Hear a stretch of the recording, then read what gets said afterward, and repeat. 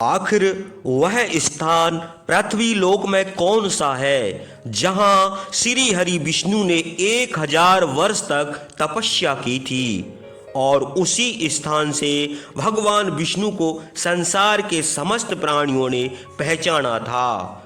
जिस स्थान में स्वयं श्री हरि विष्णु ने भगवान वामन के रूप में जन्म लिया था और उसी स्थान से भगवान वामन राजा बलि से 3 पग धरती दान में मांगने गए थे।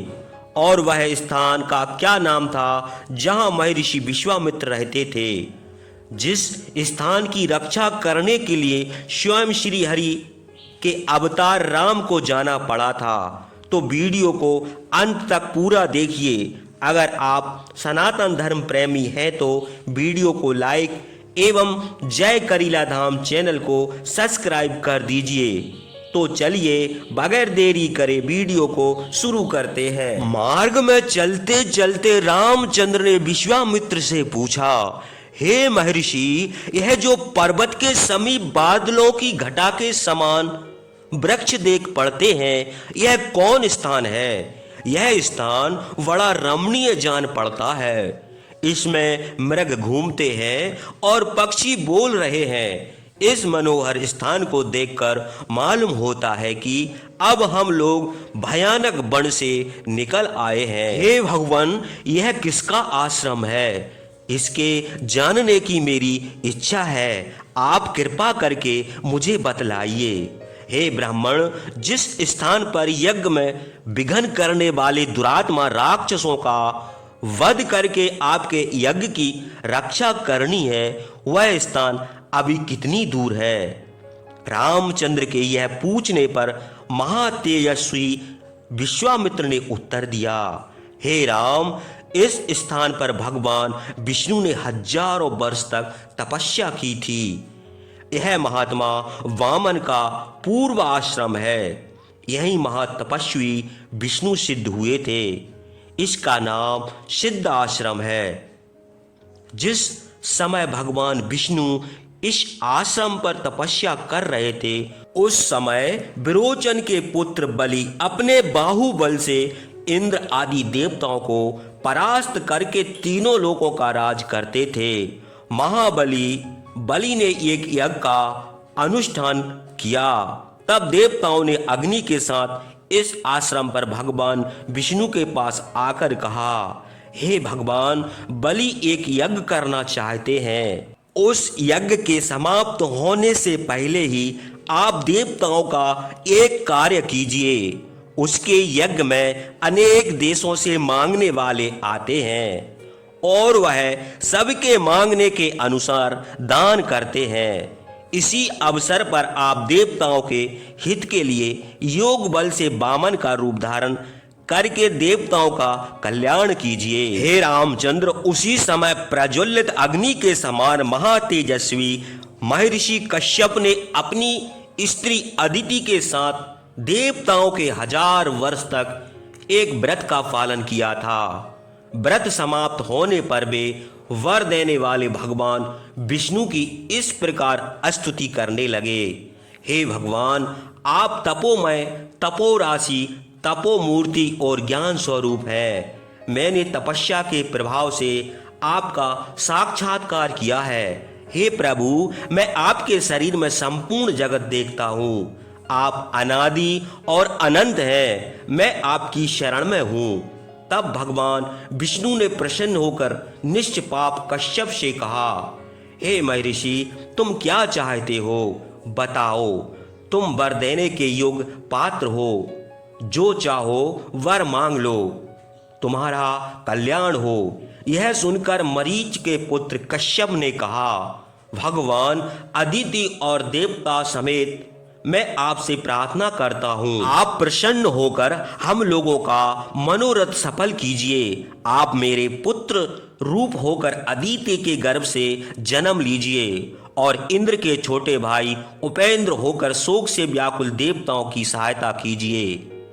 इस स्थान पर आपकी तपस्या सिद्ध होगी और आपकी कृपा से यह स्थान सिद्ध आश्रम नाम से प्रसिद्ध होगा। अब आप यहाँ से उठिए।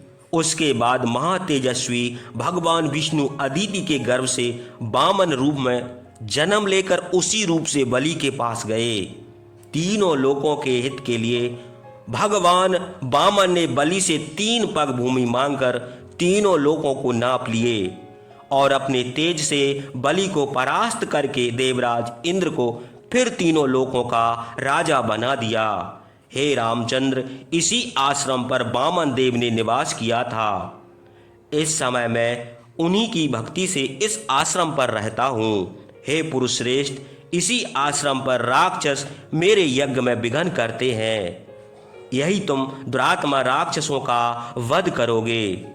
बेटा, हम लोग आज ही श्रेष्ठ सिद्ध आश्रम में चलेंगे। यह आश्रम जैसा मेरा है वैसा ही तुम्हारा है। इस प्रकार बातें करते करते राम और लक्ष्मण समेत महर्षि विश्वामित्र बड़े हर्ष से अपने आश्रम में पहुंचे।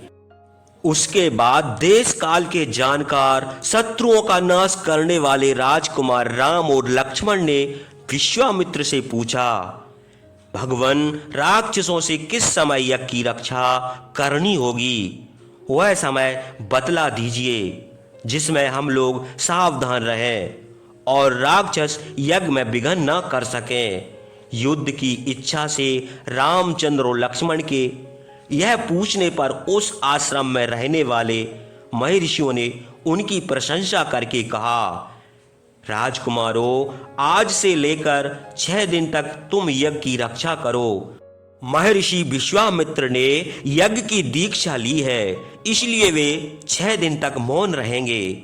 ऋषियों की यह बात सुनकर यशस्वी रामचंद्र और लक्ष्मण रात दिन उस तपोवन की रक्षा करने लगे।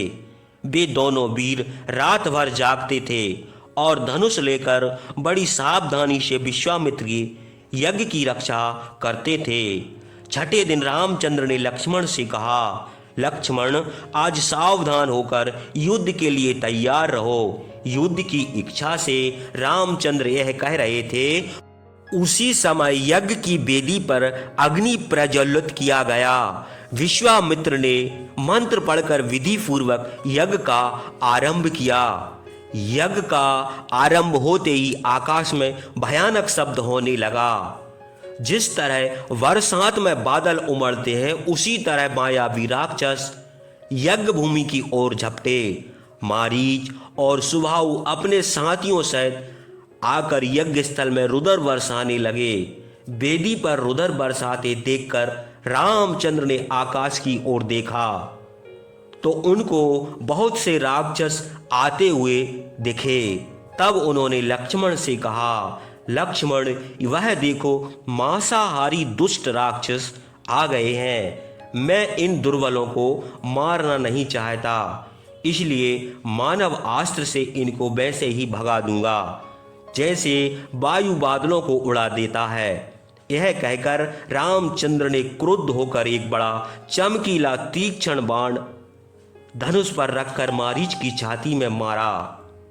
मारीच उस अस्त्र के लगने से 100 योजन पार समुद्र के गिर पड़ा। मारीच को अस्त्र से पीड़ित और बेहोश जानकर रामचंद्र लक्ष्मण से कहा, लक्ष्मण, मनु द्वारा निर्मित सीतेशु नामक इस मानव अस्त्र का प्रभाव देखो। यह मारीच को मोहित करके ले गया है, इसका विनाश नहीं करेगा। अब मैं यज्ञ में विघ्न करने वाले, रुदर पीने वाले इन पापी दुष्ट राक्षसों को मार डालूंगा।